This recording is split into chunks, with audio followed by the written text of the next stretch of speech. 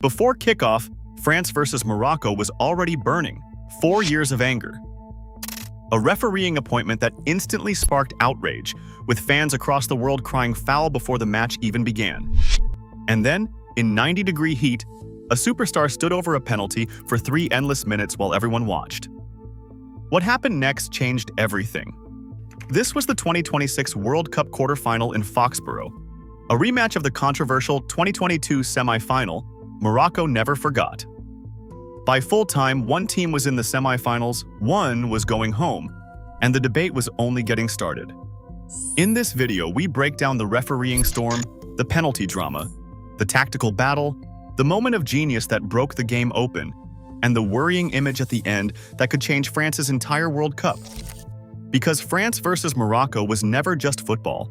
It was history, revenge, and unfinished business, all packed into 90 minutes. Of course, the winner of this matchup does not get an easy road after this. They will have to face the winner of Spain versus Belgium. And that is where the question gets even more interesting. Who is actually going to win? This episode is sponsored by Kalshi, the largest prediction market in the United States. Here's what makes Kalshi different. You are not playing against a house. Kalshi is peer-to-peer trading. You buy a yes or no contract on whether something will happen, and you're trading directly against other users. Think of it like buying or selling a stock. The line isn't set by some algorithm working against you. It moves based on where the money goes. Public opinion sets the price. Right now, Spain winning the FIFA World Cup is trading at this probability, meaning a $100 trade pays out this amount with a correct prediction. And as that probability shifts, you can buy in or out of your position at any time to lock in a profit or cut a loss. Kalshi is CFTC approved, federally regulated, which is why it's available all across the country, including California and Texas. Download the Kalshi app and use code BIOS to get $10 when you trade $10. K-A-L-S-H-I. Kalshi. Trade what's next. December 14th, 2022. Morocco had just become the first African nation and the first Arab nation to ever reach a World Cup semifinal. They had knocked out Belgium. They had knocked out Spain. They had knocked out Portugal. The entire African continent, the entire Arab world, was behind them. And standing in their way was France, the defending champions. France won that night, 2-0. But the scoreline only tells half the story. In the 27th minute, Moroccan winger Sofiane Boufal went down inside the French penalty area after a challenge from Theo Hernandez. Every Moroccan fan in the stadium rose to their feet, screaming for a penalty. Instead, Mexican referee Cesar Ramos called a foul against Boufal. And then he showed Boufal a yellow card. The man who was fouled, booked for being fouled. That's how Morocco saw it. And VR never even took a look. Then, just before halftime, it happened again. Aurelien Tchouameni appeared to grab hold of Salim Amala inside the box. Morocco appealed. Play continued. VR stayed silent. Former international referee Gamal El Gandour later analyzed both incidents on television and concluded that both should have been penalties for Morocco. The Royal Moroccan Football Federation was so incensed that they lodged an official complaint with FIFA about the refereeing. It changed nothing. France went to the final. Morocco went home. And a grievance was born that would simmer for 4 years. Fast forward to the summer of 2026. The biggest World Cup ever staged. 48 teams, 16 host cities across North America. And somehow, the football gods conspired to bring these two teams together again. France and Morocco, the quarterfinals, Boston Stadium in Foxborough, Massachusetts. But this was not the same Morocco that arrived in Qatar as a plucky underdog. Morocco's rise is no accident. It's the result of a deliberate, long-term national project. 15 years ago, the Moroccan government, backed by the king himself, made a decision to invest massively in football. They built a state-of-the-art training facility and academy that experts say rivals anything France has to offer. They made football an instrument of national pride and international soft power. And the results have been staggering. Star after star with Moroccan heritage began turning down European national teams to play for the Atlas Lions. Consider 18-year-old midfielder Ayoub Bouadi, born in France to Moroccan parents. courted aggressively by the French national team. And he said no. He chose Morocco. Journalists covering African football have described Bouhaddi as the symbol of a generational shift, a world where playing for a European powerhouse is no longer seen as the ultimate honor. In fact, as many as 6 French-born players could have lined up for Morocco in this match. Think about that. 6 players born in France playing against France for Morocco. The colonial history between these two nations means this fixture carries an emotional charge that very few games in world football can match. And Morocco arrived in this quarter-final as a legitimate force. Under new head coach Mohamed Wabi, who replaced Walid Regragui in March, they had won the Africa Cup of Nations. At this World Cup, they had survived a penalty shootout against the Netherlands after a 1-1 draw, with France-born defender Issa Diop scoring the equalizer. Then they demolished Canada 3-0 in the round of 16. This was a team that believed. Wabi said it himself before the match. He told reporters he hated the feeling of treating everything so far as a success with the rest as a bonus. In his words, the only bonus was winning the World Cup. But there was a problem, a big one. Ismail Saibari, the forward who had scored 3 goals in 4 games, went down injured in the Canada match. His leg injury ruled him out of the quarter-final. Morocco's most in-form attacker, gone at the worst possible moment. Soufiane Rahimi would step into his place, but the loss was enormous. And waiting on the other side was a French team that looked like an absolute machine. 5 games, 5 wins, just 2 goals conceded in the entire tournament. Didier Deschamps chasing a 3rd consecutive World Cup final, something only Germany and Brazil had ever achieved in terms of reaching 3 straight semifinals.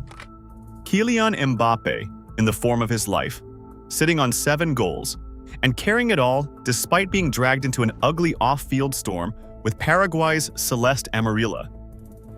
Asked about it, Deschamps simply answered in Spanish, telling reporters that Mbappé was a very strong kid. The message was clear. Nothing was going to knock this man off course. Ousmane Dembélé flying on the wing. A young playmaker named Desire Du pulling the strings. France had beaten Paraguay 1-0 in the round of 16, and even that narrow scoreline felt comfortable. Deschamps refused to take Morocco lightly. He reminded the press that Morocco were African champions, that they were not in America to participate, but to win, and that his team had to be ready and performing at their best. He knew what this team could do. He had seen it 4 years earlier. So the stage was set, a wounded challenger against a ruthless favorite. History against destiny. And then, just days before kickoff, FIFA lit a match and threw it into the powder keg. To understand the refereeing controversy that engulfed this match, you need to understand the tournament it was happening in.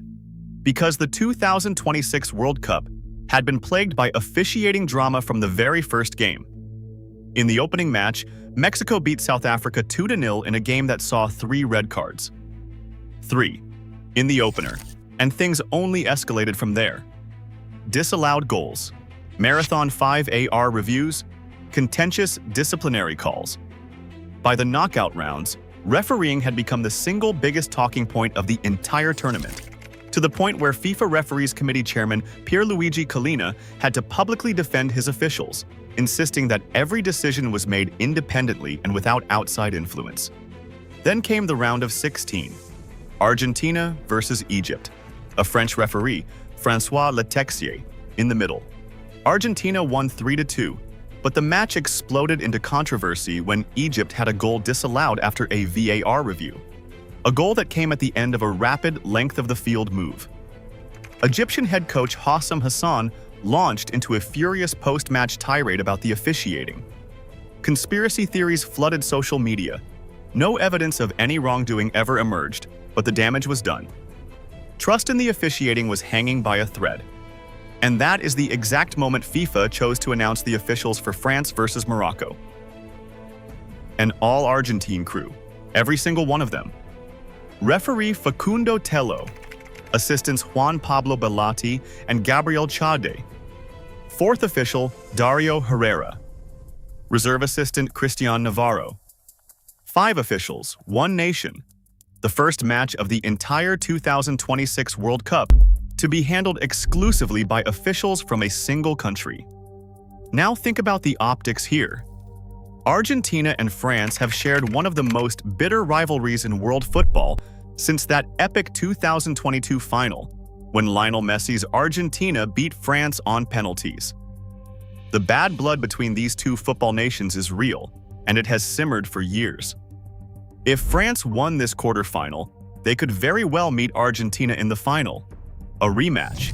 And FIFA had just handed control of France's quarterfinal to 5 Argentine officials, days after a French official had been at the center of the storm in an Argentina match.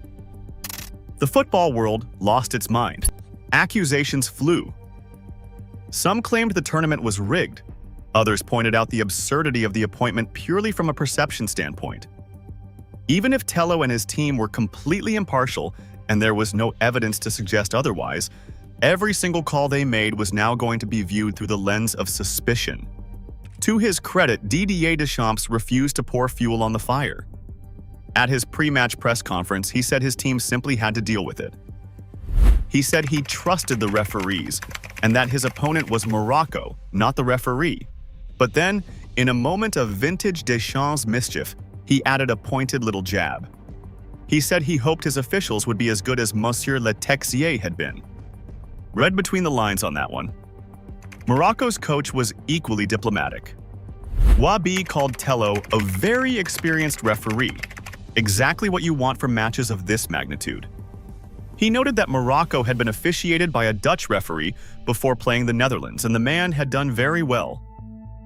But he also slipped in one fascinating observation. He pointed out that Tello was not quick to hand out bookings, and that this tendency could have an impact on the game. Remember that detail, it matters later. And hovering over all of it was the memory of 2022. The Boston Globe put it bluntly in the build-up. Morocco already entered this match feeling it had been wronged once before. Deschamps was asked directly about the 2022 controversy and gave a masterclass in diplomatic deflection. He said every game has decisions that lead to discussions, that it depends which side you are on, and that football has no revenge. Then he added a line that raised eyebrows everywhere. He said he hoped that this time there would be fewer mistakes on both sides. Fewer mistakes from the coach of the team that benefited from the alleged mistakes. You can imagine how that landed in Casablanca. So that was the atmosphere on July 9th, 2026, when the teams walked out at Boston Stadium in Foxborough. A capacity crowd of just over 64,000, a brutal summer afternoon, with the temperature at kickoff reaching 89 degrees Fahrenheit. 2 teams with history, 5 Argentine officials under a microscope, and a place in the World Cup semi-finals on the line. France came out like a team possessed. 4th minute. Mbappé, already in behind, lashes a shot that zips just wide of the left post. A warning shot. And it set the tone for a first half of almost total French domination. The French press suffocated Morocco high up the pitch. Every time the Atlas Lions tried to build from the back, blue shirts swarmed them. Dew was everywhere, pressing, probing, crossing from the left. Early on, a corner found the head of Dayot Upamecano at the 6-yard box, and only a strong palm from Yassine Bounou kept it out. The statistics from that first half are almost hard to believe. France held a 13-1 advantage in shots. 13-1. Morocco did not manage a single attempt until first half stoppage time. And then, in the 25th minute, came the moment everyone would be talking about. Mbappé, running at full speed down the left side of the box, that terrifying acceleration in full flow. A Moroccan defender lunged. Mbappé went down. And Facundo Tello did not hesitate. He pointed straight to the penalty spot. No lengthy deliberation. No consultation. Penalty to France. Here we go, right? The all-Argentine crew, awarding France a penalty in the first big decision of the match. Except what happened next flipped the script entirely, because the video assistant referee decided to check the decision. And check it. And keep checking it. 1 minute passed, then 2. Mbappé stood near the penalty spot, hands on hips, visibly seething. The crowd whistled and jeered. The heat bore down. 3 full minutes ticked by while the video officials pored over the replays. For a player preparing to take the most pressurized kick in football, it was an eternity. Mbappé wanted to take the kick immediately.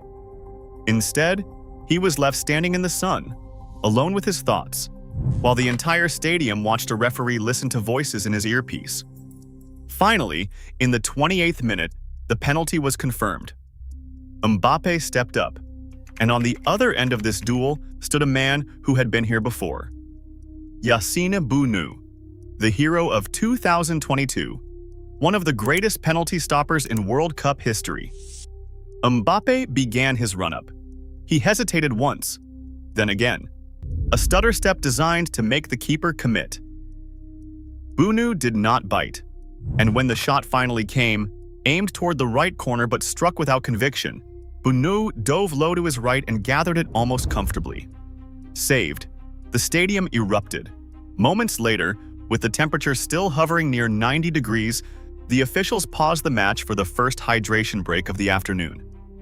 Even Deschamps had spent the build-up grumbling about the Boston heat, warning that match day would be even steamier. He was right. These were punishing conditions, the kind of furnace that drains legs and scrambles decision-making late in games. The Moroccan bench, meanwhile, had exploded off their seats. And Kylian Mbappé stood frozen in disbelief. This was not just any miss. This save ended a streak of 15 consecutive successful penalties for Mbappé. 15. He had not missed from the spot since the round of 16 at Euro 2020, against Switzerland, all the way back in the summer of 2021. 5 years of perfection from 12 yards, wiped out in a single moment. And had he scored, he would have moved to 8 goals and drawn level with Lionel Messi at the top of the Golden Boot race. For Bounou, it was business as usual. That save was his 4th penalty stop at a World Cup, including shootouts. Across the 9 penalties he has faced on this stage, opponents have scored just twice, with 3 more missing the target entirely. The man is a wall, and in that moment, every Moroccan fan dared to dream. If Bounou was in that kind of form, anything was possible.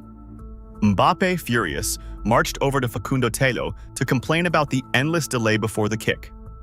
Tello was not interested in the conversation. And honestly, this is where the controversy takes on a strange new shape.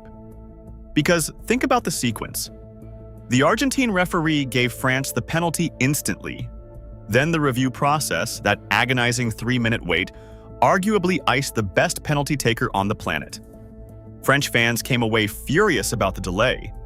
Moroccan fans came away convinced the penalty itself was soft.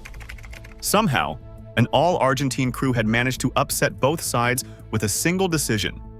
If FIFA wanted proof that perception poisons everything, this was it. France kept pouring forward. Lucas Digne cut inside and unleashed a diagonal strike from distance that beat Bounou, but crashed off the crossbar.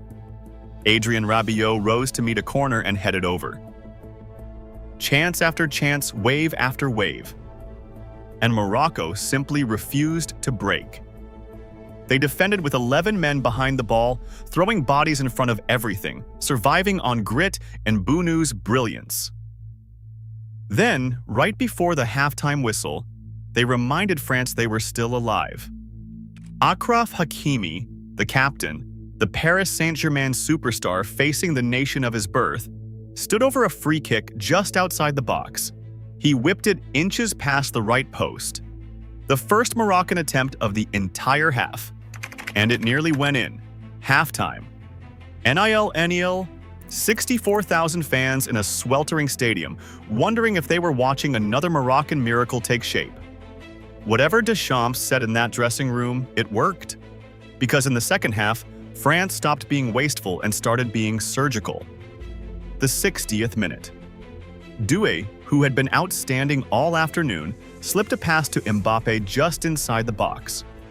Now, most strikers in that position snatch at the chance. Mbappé did the opposite. He took a touch. He waited. He hunted for the half yard of space he needed, shifting the ball, letting the defenders overcommit. And then, he bent an absolutely sensational strike into the far corner, beyond the full stretch of Bunu. The keeper who had saved his penalty could only watch this one fly past him. 1-0 France. And the record books took another beating.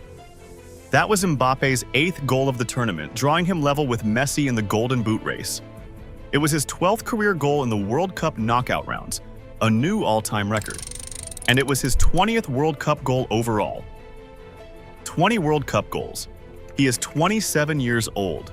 Let that sink in. Moments later, Issa Diop brought Mbappé down with a cynical tackle and went into the book. And here is a detail that tells you everything about how this match was officiated. That yellow card, in the 63rd minute, was the first and only card of the entire game. After all the pre-match hysteria about the Argentine officials, after all the fears of another refereeing scandal, Facundo Tello called a quarter-final between two bitter rivals with a single booking. Remember what Wabi said before the match, that Tello was not a referee who reached for his cards quickly. The man knew exactly what he was talking about. And before Morocco could even catch their breath, France twisted the knife. 66th minute. Mbappé, now playing with total freedom, flicked a gorgeous pass into the path of Ousmane Dembélé. Dembélé darted between the Moroccan defenders like they were training cones and finished emphatically. 2-0. Game effectively over. 6 minutes. 2 moments of individual brilliance. That is the margin between these two teams. Morocco had defended heroically for an hour, and then the two most expensive attacking talents in French football history produced 2 moments that no game plan on earth can account for. But then came the image that sent a shiver through every French fan watching. In the 77th minute, Mbappé went off, and he went off with a slight limp. Cameras caught him on the bench with an ice pack strapped to his right ankle. The best player of the tournament, the joint leader of the Golden Boot race, nursing an ankle problem days before a World Cup semifinal. Deschamps will tell you it was precautionary. The ice pack tells its own story. If Mbappé is compromised, the entire complexion of this tournament changes. To Morocco's eternal credit, they never stopped fighting. With the game gone, they finally poured forward and created their best chances of the match in the closing stages. But the finishing touch that Saibari might have provided simply was not there.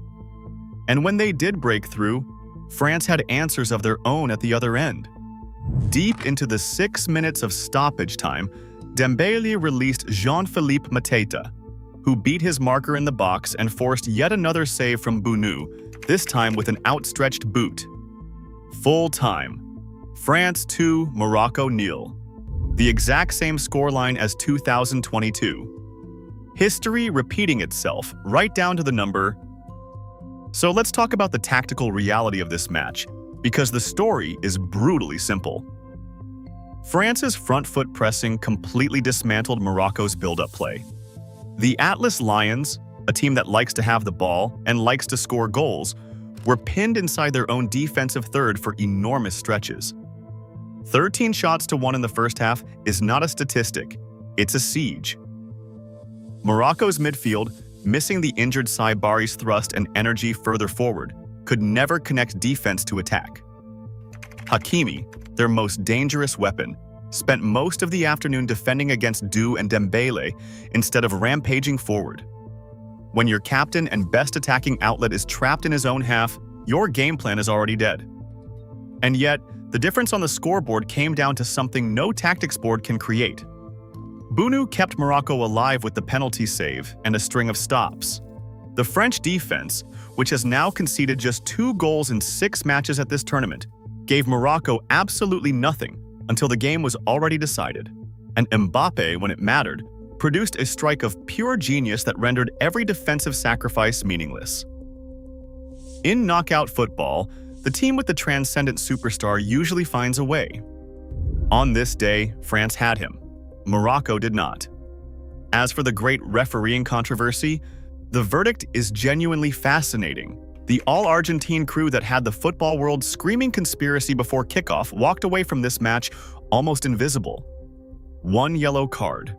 1 penalty decision that, ironically, went against the narrative in the end, because the lengthy VAR delay arguably contributed to Mbappe's miss. Moroccan supporters will forever argue the original award was harsh, and the 3-minute review will be debated in refereeing circles for a long time. But there was no scandal, no stolen match, no repeat of 2022, at least not in Moroccan eyes on the officiating front. Sometimes the controversy that never materializes is the biggest story of all. For Morocco, the World Cup dream dies in the quarterfinals, one round short of their historic run in Qatar. But make no mistake, this program is not going anywhere. African Champions, a production line of elite young talent choosing the Atlas Lions over Europe's superpowers, an 18-year-old like Bouadi with 3 more World Cups ahead of him. The gap to France on this day was 2 moments of magic. That gap is closing. For France, the machine rolls on. A 3rd consecutive semi-final, a feat that puts this generation alongside the greatest dynasties in the history of international football. Next Tuesday, they face the winner of Spain versus Belgium for a place in yet another World Cup final. And looming beyond that, potentially, is Argentina, and a rematch 4 years in the making, with all the poison and history that fixture carries. But every French celebration on Thursday night came with an asterisk shaped like an ice pack. Because the road to glory now depends on the right ankle of Kylian Mbappé. 8 goals, record after record falling. The best player on the planet at the absolute peak of his powers. If he is fit, France might be unstoppable. If he is not, the door swings wide open for everyone else. The 2026 World Cup has 3 matches left in it, and somehow, it feels like the drama is only just getting started. Like and subscribe for more deep dives into the biggest stories in world football. Until next time.